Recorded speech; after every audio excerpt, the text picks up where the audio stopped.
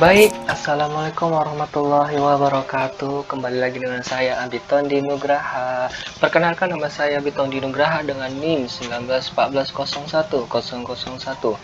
Di sini saya akan menjelaskan hasil proyek lab saya untuk laboratorium komputer dan grafik visual. Saya dari Kom A dengan jurusan Ilmu Komputer Universitas Sumatera Utara. Nah, bisa teman-teman lihat di sini sudah ada tampilan program dari aplikasi Visual Studio.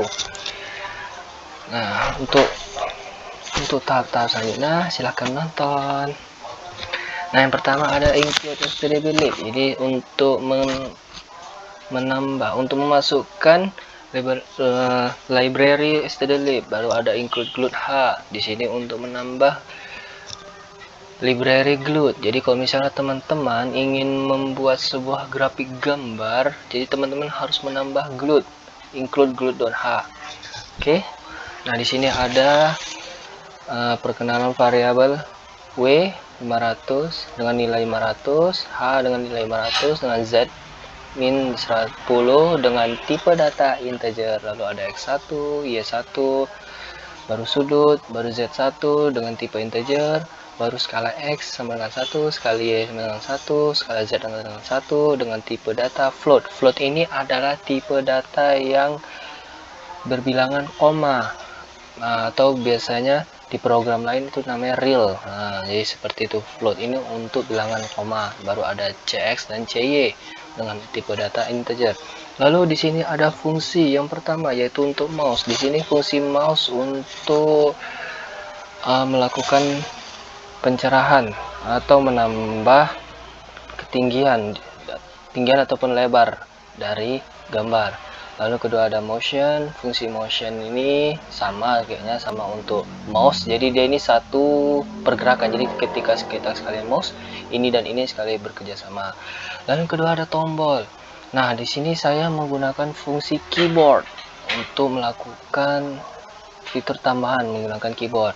Nah, yang pertama ada apabila user atau teman-teman mengklik tombol A, maka nilai Z akan bertambah 5. Nah, jadi di sini misalnya min 10, maka kan jadi tambah 5, maka nanti nilainya akan berubah menjadi min 5. Begitu juga dengan ini.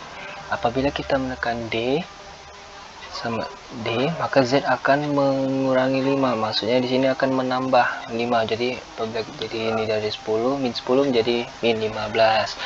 Di sini fungsi umumnya untuk membesarkan objek, D untuk mengecilkan objek. Nah, baru ada fungsi Q. Di sini fungsi Q untuk melebarkan objek. Jadi ketika kita klik Q, maka nilai skala X bertambah 0,5, yang seharusnya dari awalnya 1 menjadi 1,5. Kebalikan dengan Q, maka apabila kita menekan tombol W, maka akan mengurangi nilai X, skala X menjadi 0,5, yang seharusnya 1 menjadi 0,5. Nah, makanya disebut melebarkan objek untuk Q, W untuk menyempitkan objek.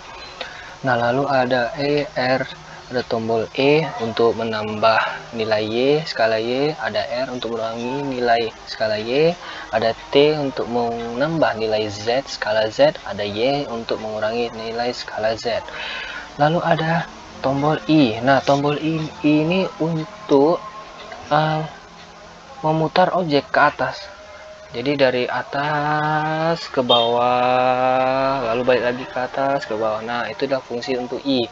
Di sini nanti XI-nya sama dengan 1, Y-nya 1 sama dengan 0, dan sudut tambah 10. Jadi nanti ini sudutnya bertambah 10. Sudut ini. Nah, ini akan bertambah jadi 10, 20, 30. Nah, seperti itu. Baru ada K. K ini kebalikan dari I. Kan jadi dia putaran ke atas. Kalau K ini kita akan balikan dari bawah ke atas, dengan nilai sudut dikurangi 10. Nah, seperti itu. Baru ada J untuk melakukan geser ke kiri. Nah, jadi di sini kan tadi tuh nilai awal apanya kan sebelumnya nilai X yang berubah, ini nilai Y. Jadi nilai Y ini kita panggil, kita operasikan, maka sudutnya akan melakukan perputaran.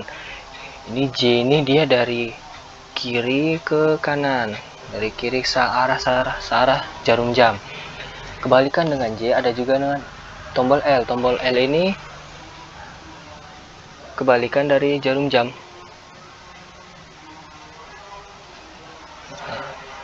Jadi apabila kita melakukan memicit tombol L, maka dia akan geser ke kanan. Oh, yang L ke arah jarum jam, yang kiri kebalikan dari jarum jam. Nah, seperti itu. Baru ada init. Di sini ini sih fungsi utama ini. Ini wajib teman-teman buat. Nah, saya kurang tahu ya apa. Lalu ada gerbang. Nah, di sini saya membuat fungsi gerbang ini untuk gerbang depan. Nanti ada di gambar, nanti saya tunjukkan outputnya. Lalu ada push dan push untuk melakukan pembatasan pergerakan transformasi. Ada translate untuk merubah posisi. Baru ada color untuk warna gerbang. Baru push ini untuk membuat gerbang yang panjang. Ini kan sesuai yang panjang. Ini posisi, ini lebar. Ini cube ini nanti membuat peta. Jadi teman-teman tidak perlu membuat satu-satu lagi. Apabila kita membuat cube ini, maka dia akan otomatis membuat peta. Sesuai cube lah, kubus. Nah, membuat kubus. Nah, ini sama, ini atas bawah. Ini bagian atas, ini bagian bawah. Nah, baru ada ini. Ada bagian ini, bagian pendeknya, yang panjang. Nanti saya akan tunjukkan. Di sini ada komponen satu-satu nanti. Ini untuk buat pagar. Ini untuk pagar lainnya, sama seperti gerbang tadi. Pagar juga berfungsi sama. Ada pop, push, translate. Nah, baru ada render. Render scene ini dia untuk menampilkan gambar. Nah, di sini ada, kita pertama membuat rumah, buat posisi rumah. Jadi posisi rumahnya bisa letakkan di kanan, kiri, atas, bawah, sesuai dengan permintaan teman-teman. Kalau buat tembok warna, di sini teman-teman, di sini kita panggil fungsi push. Nah, baru buat warna dinding. Ini rotate, ini untuk melakukan berputar. Ini cube ini untuk dia akan buat 3 seperti itu. Nah, di sini ada buat pagar. Dia tadi kan kita buat pagar, fungsi pagar sini kita panggil lah fungsi pagar tuh di sini. Berwarna buat pintu rumah. Ini warna, ini posisi, ini lebar. Ini untuk jendela. Ini ini potongan pertama, potongan kedua, potongan ketiga, dan potongan keempat. Nah, resize ini, lalu ada fungsi resize. Fungsi resize ini untuk letak posisi nanti outputnya di mana, seperti itu. Lalu ada time, saya kurang tahu. Inilah dia fungsi utama. Dari sini sampai sini adalah fungsi utama. Jadi disinilah kita akan memanggil fungsi-fungsi yang di sini. Apa yang kita buat, kita panggil ini, void. Nah, kita panggil di sini. Yang pertama ada ini include init Windows position. Ini untuk meletakkan form Windows-nya nanti.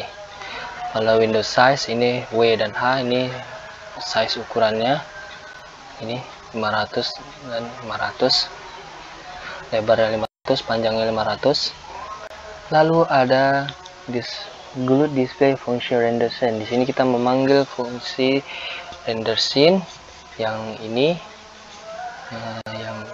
Kita panggil untuk menampilkan rumahnya.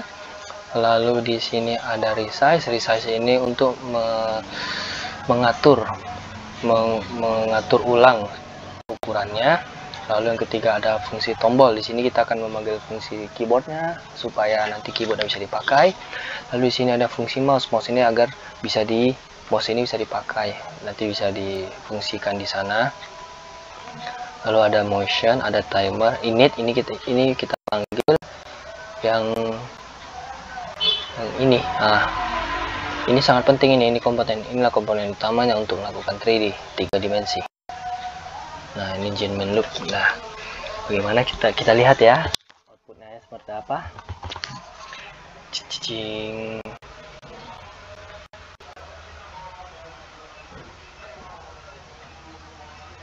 Ding ding ding ding ding ding ding.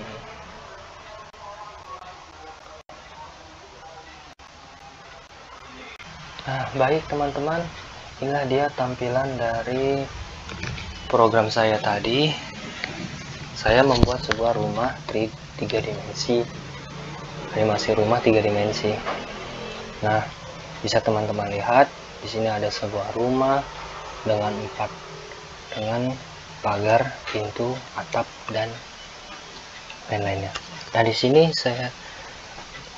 saya akan memberitahukan yang pertama tadi ada fungsi pagar.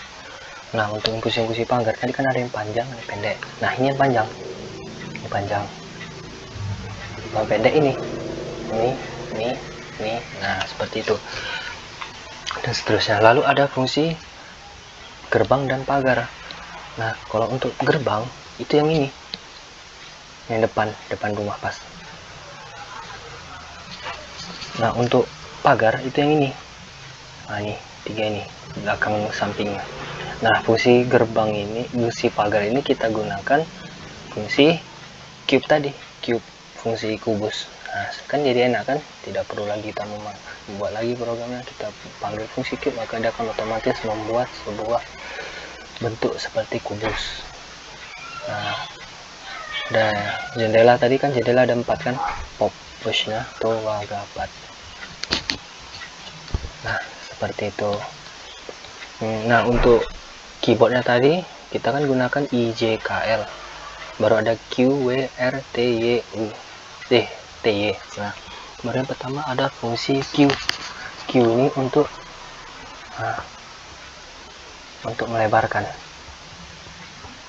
melebarkan dan menyempitkan kan.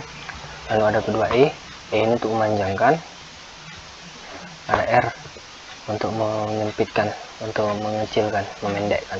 Lalu ada T ini untuk memanjangkan juga tapi serong.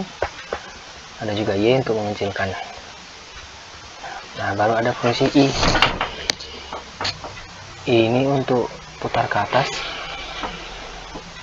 ada K untuk dari atas ke bawah, I untuk dari bawah ke atas, lalu ada L ke kanan, ada J untuk ke kiri. Nah, baik teman-teman ya. Nah, demikianlah hasil presentasi saya untuk UAS Pro, presentasi UAS project saya untuk laboratorium komputer grafik visual. Mohon maaf apabila ada kesalahan kata, penyampaian materi dan kekurangan materi, saya mohon maaf karena saya masih sedang dalam fase belajar. Pada Allah saya mohon maaf. Terima kasih. Wassalamualaikum warahmatullahi wabarakatuh. Dadah.